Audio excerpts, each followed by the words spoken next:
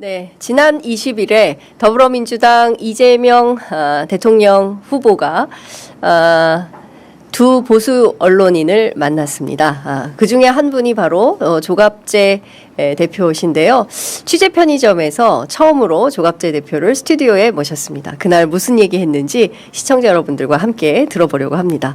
대표님 어서 오십시오. 예. 기억하십니까, 저를? 예, 기억합니다. 아마 2003년 무렵일 거예요. 맞습니다. 예, 예. 우리 사무실에 오셔가지고. 네. 예. 그때 월간조선. 인터뷰를 당했습니다. 아닙니다. 제가 기억하는 것은 역시 기자 조갑재는 달랐다. 저보다 먼저 녹음기를 누르셨어요. 예. 그래서 지금도 이렇게 열심히 취재 현장 다니시고 진짜 원로 선배 기자로서 많은 기자들에게 귀감이 되는 예. 과찬이십니다. 기자님이 아니신가? 저는 원로는 아니에요. 아, 원로 아니십니까? 제가 1945년생이니까 네. 해방둥이라고 불립니다. 그러니까 아직 어린애입니다. 그래서 호기심 많아요. 예. 네. 아, 둥이시라서. 예. 해방둥이니까 예. 항상 어린애 취급을 받았고 예. 그러다 보니까 제가 조금 개구쟁이 같은 그런 기질이 있어요. 예. 그래서 원로란 말이 좀 안 맞지. 아, 지금도 보니까 청바지 딱 입으시고 오셨습니다. 그래서 원로라는 말은 취소하도록 하겠습니다. 예, 해방둥이시기 때문에 지금도 여전히 현업 기자로서 현장을 그렇죠. 뛰고 계신 그런 기자님을 저희가 모셨습니다. 그 조갑재닷컴의 기사로도 올리셨는데 21일 저녁에 이재명 대표의 초청으로 정규재 TV의 정규재 대표와 세 분이 함께 식사를 하신 건가요? 그렇죠. 네. 그쪽에서 초청을 했습니다. 이재명 대표 쪽에서요? 예. 그래서 비공개로 만나자고 해서 저도 마음 편하게 가서 식사를 하면서 한 3시간 동안 이야기를 주고받았습니다. 예. 처음에 초청하는 측에서 이재명 대표가 직접 전화를 했던가요? 정규재 전 주필을 통해서 연락이 왔고. 예. 그렇구나. 그러면은 무슨 이재명 대표가 얘기를 좀 경청하고 싶다십니다. 뭐 이런 건가요? 아니면은 그런 조건 없이. 조건 없이 그냥 한번 식사 한번 하시면 좋겠다 이런 정도의 또 저는 55년째 기자를 했고 55년 동안 저희 전공 과목 비슷하게 된 게 한국 현대사입니다. 그러다 보니까 이승만 대통령부터 문재인 전 대통령까지 두 분만 빼고 다 책을 제가 한 권씩 썼어요. 네. 두 분은 윤보선, 최규하, 과도적 대통령이죠. 그래서 지금 윤석열 전 대통령에 대해서는 책을 쓰고 있고 언젠가는 이재명 후보가 대통령이 되면은 그분에 대한 책도 써야 돼. 그래서 취재 겸 만나셨군요. 저는 어딜 가든지 취재할 그렇죠. 자세가 되어 있으니까. 그러나 기자 대 뭐로 만난다는 것보다는 가장 중요한 현 시점에서는 인물이니까 저도 상당히 좀 흥미를 가지고 가서 아주 편하게 이야기를 했습니다. 그렇군요. 처음 만난 이재명 대표 인상은 어땠습니까? 쾌활하고 낙천적이고 실리적이라는 그런 인상을 받았습니다. 어떤 점에서 실리적이라는 인상을 받으셨습니까? 이분이 진영 논리, 이념적 갈등 이걸 상당히 걱정하더라고요. 그래서 의외라고 생각했어요. 그 전에 제가 아는 이재명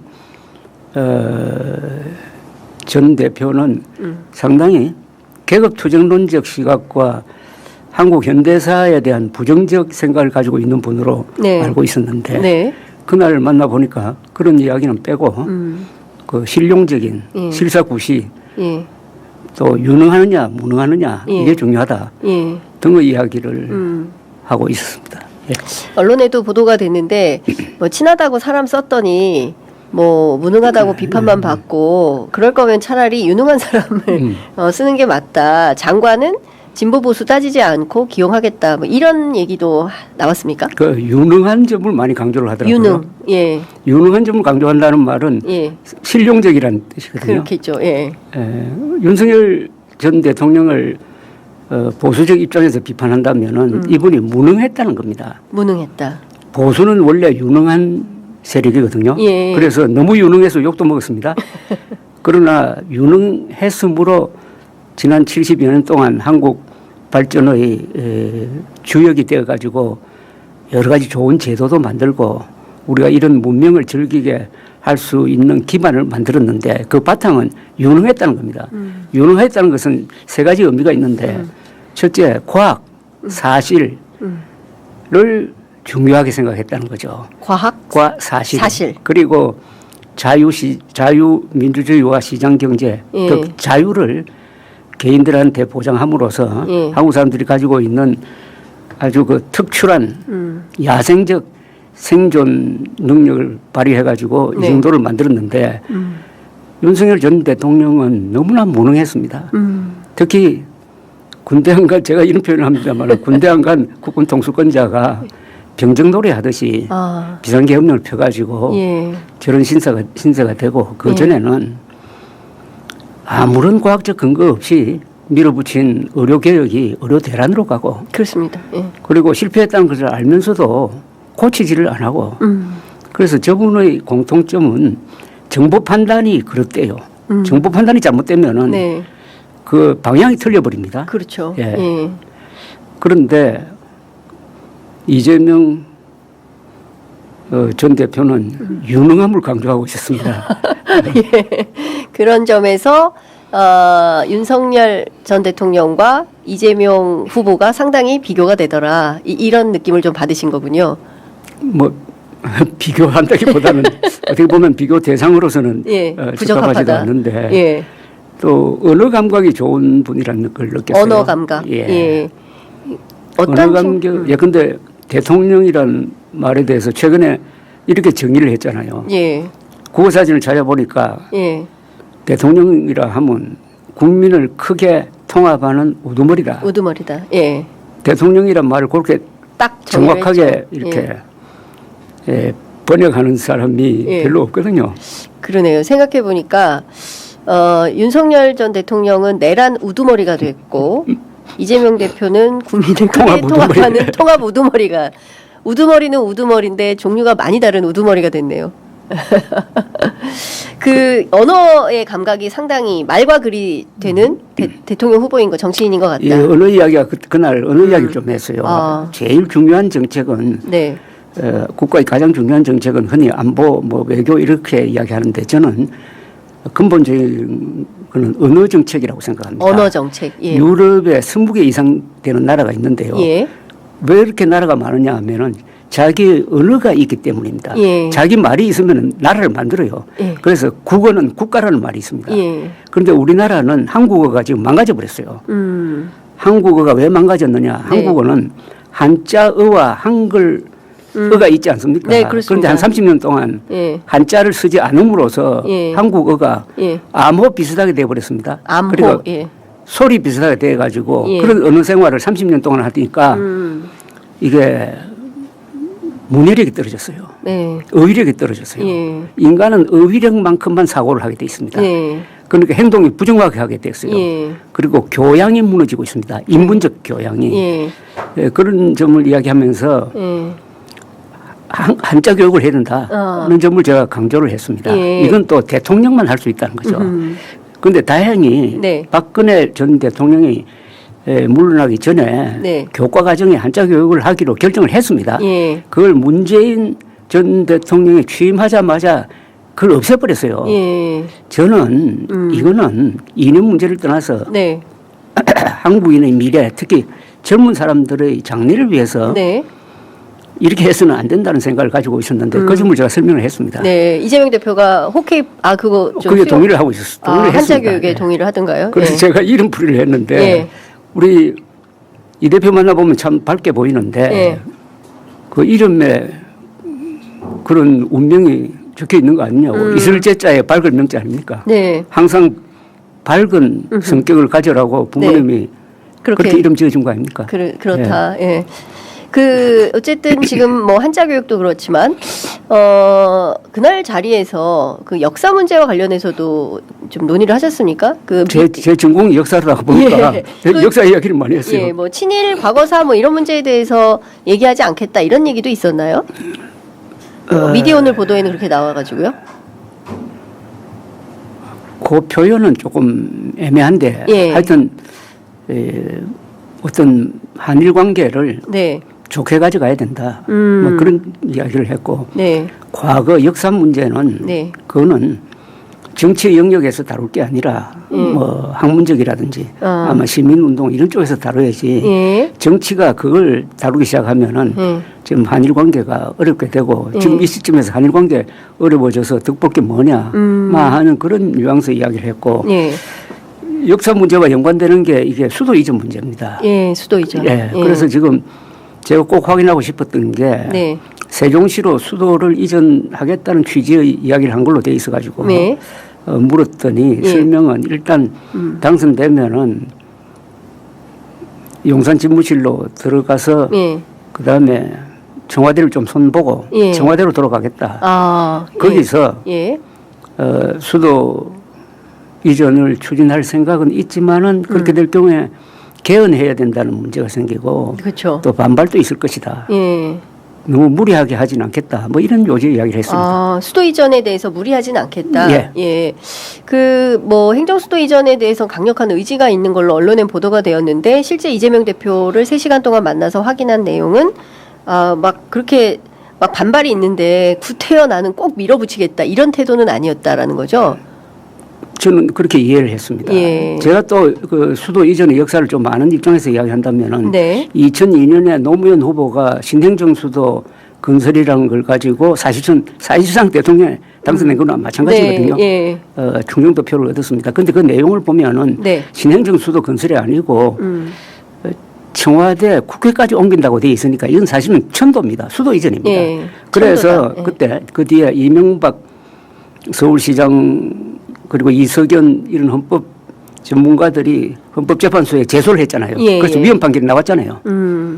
그런데 그랬으면 딱 거기서 단념해야 되는데 그 뒤에 행정기관 반을 글로 옮기고 해가지고 여러 가지 지금 능률상의 문제가 생기고 있거든요. 네네. 그리고 수도 이전이라는 것은 국가가 할 수 있는 가장 큰 일입니다. 그리고 한국 역사에서는 네. 수도를 남쪽으로 이전하면은 망하는 수가 있어요. 분열되는 수가 있습니다. 한승백제도 이 서울 근방에서 공주로 옮기고 공주에서 다시 부여로 옮기는 과정에서 망해버렸잖아요. 그리고 천도를 하면 반드시 내분이 일어납니다. 예. 그게 찬성 반대가 일어나가지고 네. 그래서 그 천도를 한 사람이 비참하게 되는 경우가 있어요. 공주로 천도했던 그 왕도 네. 암살되었고 성왕이 예. 공주에서 부여로 천도를 했다가 그 뒤에 전쟁에서 전사를 했습니다. 그 함부로 하는 거 아니다. 함부로 하는 거 아닙니다. 예. 노무현 예. 전 대통령도 신행정 수도 건설로 그 덕을 보고 대통령이 되었지만은 네. 무리하게 한 것 아닙니까? 예. 오히려 거기에 반대했던 예. 이명박 시장이 대통령이 되었잖아요. 그래서 오히려, 예. 천도는 네. 여러 가지 역사적 그리고 한국 역사의 정통성이 있는 도시를 하나 꼽으라면 그건 서울이고 네. 서울 중에서도 광화문이다. 윤석열 대통령이 왜 이렇게 됐느냐. 저는 청와대를 버리고 용산으로 갔기 때문이라고 저는 예. 생각을 합니다. 공간이 의식을 지배한다는 말이 예. 윤석열 대통령 입에서 나왔는데 그게 예. 옳았어요. 공간이 나빠요. 예. 용산 집무실은. 네. 거기 딱 구청장 근무하면 딱 구청장 근무하면 되는 곳이다. 적당한 곳이니까 거기서 대통령이 근무를 하면은 구청장 같은 행동을 하게 된다 이겁니다. 그런데 예. 제가 이 구청장들한테 미안합니다만 예. 비교하는 예. 차원에서 그런 이야기 했습니다. 예. 예. 자, 지금 보수가 국민의힘이 상당히 국민들 보기에 민망한 수준의 정당이 돼버렸습니다. 한덕수 권한대행이 이제 곧 출마 선언을 할 걸로 보이고 캠프도 이제 여의도 사무실 얻었다는 것이고요. 이 보수 진영 전반의 흐름에 대해서는 지금 어떻게 보고 계십니까? 한국의 보수는 지금 분열상을 보이고 있는데 간단하게 이야기하면은 계엄에 찬성한 사람 그리고 부정선거가 있었다고 주장하는 사람과 네. 거기에 반대하는 사람으로 나눠져 있어요. 저는 맨정신 보수와 음모론 보수로 나눠져 있다고 이렇게 이야기합니다. 네. 이 나눠져 있는 게 좋아요. 여기서 노선 투쟁을 해야 됩니다. 노선 투쟁. 지금 예. 국민의힘 경선 과정이 그런 예. 노선 투쟁 양상을 보여주고 있어요. 그러면 여기서 네. 좋은 결론을 낼 수도 있습니다. 예. 그러니까 말하자면 윤석열 편에 선 후보와 윤석열에 반대했던 후보가 지금 결선에 올라갔잖아요. 그렇죠. 예. 김문수 대 홍준표. 여기서 어떤 문수. 결과를 만들어내느냐에 따라서 국민의힘이 과연 보수를 대표할 만한 자격이 있느냐 하는 것이 검증될 것이고 거기서 근데 한동훈 씨가 후보로 확정된다면은 네. 그건 대단한 역전극입니다. 예. 대단한 역전극이고 어떤 역사적 의미를 가질 수도 있는데 그렇다면 저는 한덕수 카드는 실효될 것으로 봅니다. 아, 실효된다. 한동훈 당선에 따른 그 큰 바람에 한덕수 후보가 뭐 단일화 대상도는 안 될 거라고 봅니다. 그러니까 지금 뭐 여의도 사무실을 얻고 뭐 이러저러한 뭐 지금 개헌하겠다. 뭐 3년으로 임기 단축 개헌하겠다. 뭐 그리고 또 하나 나온 것은 야당과 대연정하겠다. 뭐 이런 소위 얘기하는 한덕수 캠프 총리실을 그만둔 관계자들에 의해서 기자들한테 이제 흘러나오고 있는 얘기인데요. 이런 것들이 전부 다 무용한 절차가 될 거다 이렇게 보시는 건가요? 거기다 힘이 있어야 하는 거지. 힘이 있어야. 또 당선 가능성이 있어야 하는 것이. 그게 빠져버리면은 제가 이런 비유를 합니다. 수영장에서 물이 빠졌는데 그 바닥을 향해서 다이빙하면 어떻게 됩니까? 아이고 죽습니다. 큰일 납니다. 지금 그런 지경이다 한덕수. 그래서 지금 어떻게 보면 이번 국민의힘 경선이 국힘당이 보수 정당으로 존속할 수 있느냐의 여부를 결정할 거라고 봅니다. 거기에 따라서 보수 세력이 재기할 수 있느냐가 결정될 거라고 봅니다. 굉장히 중요한 며칠이 남았습니다. 중요한 며칠이 남았다. 일단 그 사실 소위 이제 국민의힘 정당은 이제 보수 정당의 뭐 당명은 계속 바뀌었지만 대한민국 보수 정당으로서 그 명맥을 유지하고 있는 이런 상황인 건데 벌써 두 번째 탄핵 대통령이 나온 겁니다. 박근혜 그리고 윤석열. 그리고 이 당의 특징이 뭐냐면 끊임없이 수혈을 한다는 거예요. 그러니까 자당에서 후보를 내서 선거 캠페인을 공정하고 올바르게 한다기보다는 끊임없이 누군가를 꼽아서 캠페인을 하는 방식의 정치. 어떻게 보십니까? 국민의힘이나 한국의 보수 세력이나 이 반대 진영보다 아주 약점이 하나 있어요. 경제, 외교, 안보에는 신경을 쓰고 잘해요. 잘하는데 정치를 못해요. 그런데 정치가 무너져 버리면 아무리 잘한 것도 다 무효가 되는 수가 있거든요. 박근혜 전 대통령은 윤석열 전 대통령과 달리 좋은 일을 많이 했어요. 업적도 있습니다. 그리고 그 탄핵 사유도 사실은 그 탄핵 사유가 아니라고 봅니다. 그러나 결과론적으로 탄핵 당해버리니까 정치에서 실패한 거예요.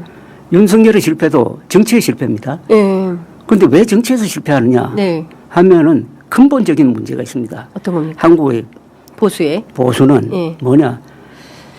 한미동맹에 너무 의존하다가 보니까 보수의 가장 중요한 가치인 자주국방에 대한 의지가 약화가 됐습니다.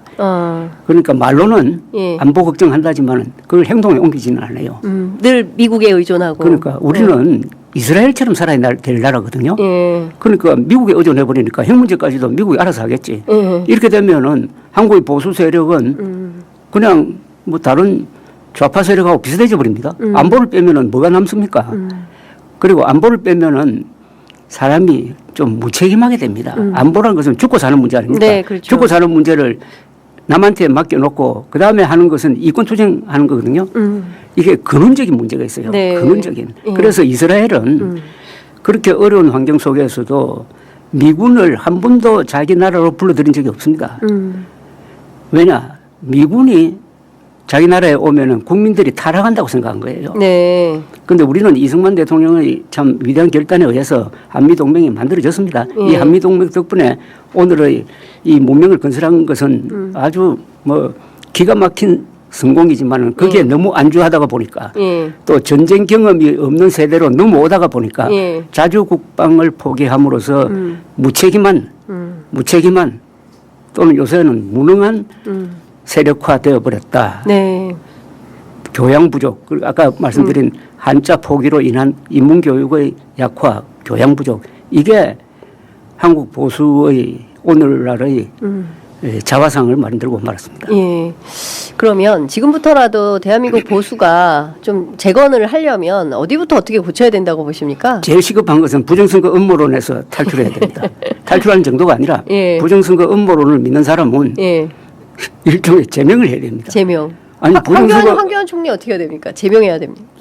황교안, 윤석열 예. 이런 분들은 제명해야죠. 제명해야 된다. 예. 제명에 준하는 예. 그런 벌을 내려야죠. 예. 예. 아니 부정선거 음모론은 예. 지금 코로나보다 더 위험한 정신적 전염병 아닙니까? 예. 저기 한번 넘어가면은 제대로 된 생활을 못 합니다. 아. 예. 그런데 이게 참 보수로서는 어떻게 보면 참 억울한 면이 있는데 네. 저런 선동은 원래 좌파 진영이 잘했잖아요. 2008년의 광우병 선동, 천안은 복침이 북한 소행이 아니라는 선동. 그러다가 어느새 이 보수라는 사람들이 그걸 닮아가더니 아주 결정적 실책을 한 게 부정선거 음모론에 빠져버린 것 아니겠습니까? 여기서 벗어나지 못하면은 한국 보수는 경멸 대상밖에 안 되는 거예요. 그런데 다행히 이번에 예. 경선 과정에서 예. 많이. 부정선거 음모론을 반대하는 네. 두 후보가 4강에 올라갔대요. 네. 한동훈, 안철수. 지금 막판 경선 앞두고 있는데 김문수, 한동훈 오늘 밤 10시에 마지막 토론이 있습니다. 이제 오늘 토론에 이제 그야말로 이제 빅매치가 될 것 같은데 최종 후보는 누가 될 거라고 전망하세요? 저는 누가 돼야 된다고 말하는 게 좋겠습니다. 누가 돼야 된다는 것은 그건 보다. 예언이고 예. 당론적으로 이야기하면 당연히 한동훈 예. 후보가 예. 되어야 예. 국민의힘이 예. 살 수 있고 음흠. 그 선택은 국민의힘 지지자와 국민의힘 당원의 선택입니다. 당원이 한 70만 명 되잖아요. 네. 투표 가능한 당원이. 그렇죠. 그분들이 일종의 혁명을 일으켜야 돼요. 그러니까 그 혁명이란 것은 윤석열의 그늘로부터 벗어나고 예. 음모론에서 벗어나고 예. 비상계엄을 옹호하는 그런 반헌법적 자세에서 벗어나는 자기 혁신이 있어야 됩니다. 네. 그런 과정을 통해서 예. 한동훈 후보가 대선 후보로 확정이 되면은 네. 그 다음 조기 대선판은 아주 근사하게 될 거라고 생각합니다. 예. 근사하게 된다는 것은 예. 일단 탄핵의 강을 건너는 것 아닙니까? 계엄의 예. 강을 건너는 것 아닙니까? 예. 그러면은 이재명 후보와의 토론 과정 또는 거기 이준석 예. 후보가 들어올 경우에 예. 과거 이야기보다는 오늘 이야기와 미래 이야기를 할 수 있지 않겠습니까? 그리고 약간 세대 교체적인 네. 그런 주제도 만들 수 있으니까요. 예, 예. 그러니까 아무래도 이제 김문수 후보나 그리고 또 이제 어제 탈당을 결행한 홍준표 후보에 비해서는 한동훈 후보가 젊은 나이이기 때문에 이재명 후보가 60대 초반인 그렇죠. 거고 그리고 뭐 이준석 후보는 이제 곧 이제 40이 된 사람이고 그럼 세 사람이 앉으면 40대, 50대, 60대가 되죠. 그러네요. 4, 5, 6이네요. 예. 예. 그러니까 그 모양이 예. 세대 교체. 그래서 그러면은 공격적으로 할 수 있다는 거죠. 그런데 그러지 않고 한덕수 또는 뭐 김문수 두 분이 후보가 되면은 그게 어떻게 되겠습니까? 네. 계속 수세적으로 되지 않을까요? 예. 뭐 탄핵에 대해서 예. 그다음에 계엄에 대해서 예. 그리고 부정선거 음모론에 대해서 공세가 들어오면은 그거 뭐 변명하다가 시간 다 보내는 거 그렇게 되지 않겠습니까? 정치부 기자들은 그 국민의힘 특히 이제 윤석열 진영에서 한덕수 총리를 미는 이유는 이게 당권을 위한 거다. 실제로 뭐 대권은 사실상 어렵다고 보는 거다. 이제 이런 얘기들을 하는데요. 그 밖에도 다른 그 소위 그 한국의 정치 원로라는 분들이 한덕수 출마를 적극적으로 옹호하고 있지 않습니까? 이런 현상은 어떻게 보십니까? 여기에도 진영이 없어요. 저는 한덕수 권한대행의 출마의 뒤에는 윤석열의 그림자가 있다고 봅니다. 네. 그리고 당권파 그분들도 뭐 굳이 분류하려면 친윤 불러야 되고 그다음에 뭐 이런 문제는 가장 영향이 큰 사람이 그 한덕수 권한대행의 부인 아니겠습니까? 부인의 네. 영향력도 있을 거고 네. 해가지고 어쨌든 이분이 나옴으로써 국민의힘이 좀 우습게 돼버리고 말았어요. 이브리그 하는 것처럼 되고. 네, 그렇습니다. 한동훈 후보를 빼면은 자꾸 한덕수 고난 대응을 도와주기 위한 도우미 역할을 하는 것처럼 그렇게 보이기도 하고. 그렇습니다. 예. 그러다가 보니까 예. 좀 긴장감이 없어졌는데 어제부터 이제 본격적으로 노선이 다른 두 사람이 딱 붙게 되었으니까 그렇죠. 예. 이제는 흥행에는 예. 꽤 성공적이라고 봅니다. 그럴 예. 것 같다. 예. 아유, 이제 시간이 다 돼서 마무리를 해야 되는데 부인 말씀 나왔으니까 제가 대표님 오시면 꼭 여쭤보고 싶었던 질문이 하나 있습니다. 그것은 뭐냐면 김건희 씨가 그 누군가하고 통화한지는 모르겠지만 전화 통화에서 조선일보 폐간하는데 목숨 걸겠다 이런 발언이 녹음 파일이 공개되지 않았습니까? 그런데 이후에 조선일보의 태도가 대개의 이제 언론에 평생 몸담으셨기 때문에 특히 조선일보에 몸담으셨기 때문에 이러면 그때부터는 이제 정권하고 대척점에 있어서 갈등을 하게 되는데 오히려 더 친윤적 태도를 보이는 보도가 나온다. 이건 어떻게 보십니까? 근데 그 통화가 과연 계엄 이후에 이루어졌는지 제가 확인한 바가 없어요. 예. 뭐 그렇다고 하더라고요. 아하. 계엄 이후인지 이전인지. 예. 주진우 기자는 그게 계엄 이후라고 그랬어요. 후라고 그랬어요. 예. 계엄 후에도 저렇게 한가하게 전화를 하고 예. 그게 녹음이 돼서 공개될 정도로 보안 의식이 없는 사람인지 참 그게 저는 놀라웠습니다. 네. 어떻게 대통령과 부인이 하는 말들이 이렇게 녹음이 돼가지고 세상을 시끄럽게 하고 그렇게 합니까? 아니 대통령과 부인은 우리나라에서 가장 중요한 정보를 다루는 사람 아닙니까? 그렇습니다. 그럼 보안 의식이 있어야죠. 예. 그래서 제가 무능하다는 겁니다. 가장 무능한 사람이 비밀 지키지 못하는 사람 아닙니까? 비밀 지키지 못하는 사람하고는 사업도 같이 할 수 없습니다. 그리고 지금 말씀하신 그 조선일보 논조는 뭐 그거는 조선일보 문제라기보다는 한국 보수 언론이 네. 그동안에 윤석열 집권 3년 동안에 동아일보만 빼고 거의 이게 팬클럽 내지 박수부대 역할을 하고 네. 그리고 중요한 실정에 대해서 비판을 하지 않고 예. 여기에 자칭 보수 지식인이라는 사람들이 가담을 해버렸습니다. 예. 그래서 오늘날의 윤석열의 처지를 만든 게 무리한 대통령실 이전, 네. 그 따른 부작용, 그리고 이준석 대표 몰아내기, 네. 그 다음에 터무니없는 의과대학 정원 2,000명으로 유발된 의료 대란. 이 사건 내에 있을 때 예. 저는 보수 언론, 보수 지식인 중에서 이걸 제대로 체중을 얹어가지고 비판한 사람이 너무나 적었어요. 네. 너무나 적었습니다. 그게 결국 윤석열의 실패와 공범관계가 되어버린 거 아니겠습니까? 예. 그리고 하나 더 붙이면은 예.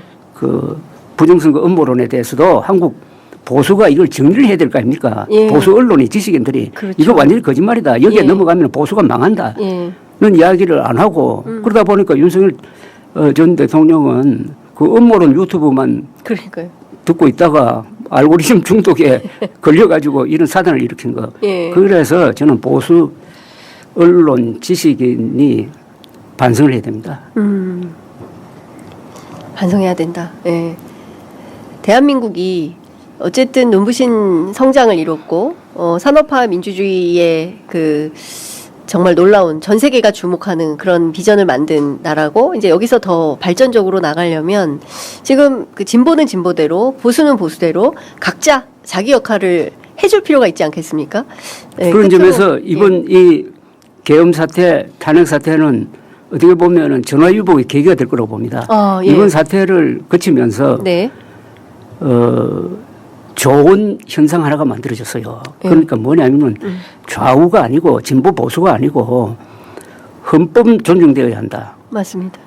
거짓말 하면 안 된다. 예. 에 대해서 합의가 이루어졌어요. 예. 그 합의를 하는 사람들이 예. 여론조사를 보면은 한 보수의 반, 그 다음에 중도의 한 60, 70%, 네. 진보의 한 8, 90%가 되어요. 예. 이런 사람들이 이 하나의 중심 세력이 되어 있습니다. 저는 이 사람들을 국가 중심 세력이라고 그래요. 네. 예. 그리고 일종의 이 사람들이 진짜 중산층이에요. 예. 이게 경제적 중산층이 아니라 네. 정신적, 정치적 중산층입니다. 예. 중산층이 크면은 예. 합리적인 중산층이 크면은 웬만한 이 국가 위기는 극복합니다. 바로 지금 12월 3일부터 시작해가지고 오늘날까지 네. 한 5달 동안 이렇게 요동쳤지만은 예. 뭐 죽은 사람 없잖아요. 그죠? 그렇습니다. 예. 총 맞아 죽은 사람 없잖아요. 예. 그것만 해도 대단한 겁니다. 이 정도 비상계엄령을 폈는데 네. 이걸 수습하는 과정에서 내전도 일어나지 않고 폭동도 일어나지 않고 이 정도로 수습했다. 그것은 앞으로 이 과정을 통해서 특히 조기 대선을 네. 통해서 모든 문제를 예. 최종적으로 주권자의 결단에 의해서 예. 선거가 그런 거 아닙니까? 그죠? 그렇습니다. 그 결단에 해서 새로운 방향을 딱 찾는 거예요. 예. 그러면은 12월 3일 이전보다 훨씬 더 나은 나라가 되고 나은 민주주의가 될 거라고 봅니다. 예. 그래서 긍정적입니다. 저는. 낙관적입니다. 예. 아, 오늘 말씀 너무 재밌게 잘 들었고요. 현장에서 만나서 같이 취재하면 더 재밌겠다. 예. 저를 취재하십시오. 제가 할 말이 많습니다. 예, 예, 조갑재 대표님을 취재하는 예, 그런 일이 있어야 되겠다 싶습니다. 끝으로 한 말씀 듣고 마무리하겠습니다. 꼭 하시고 싶으신 말씀 한 말씀 해주실까요? 한국어를 정상화해야 됩니다. 한국어를. 예. 한국어를 교양어로 정상화하려면은 한자 공부를 하고 한자 공부를 시켜야 됩니다. 네, 아이들에게. 예. 예. 알겠습니다. 아이들에게 한자 교육을 꼭 해야 된다라는 당부 말씀 주셨습니다. 오늘 말씀 잘 들었습니다. 감사합니다.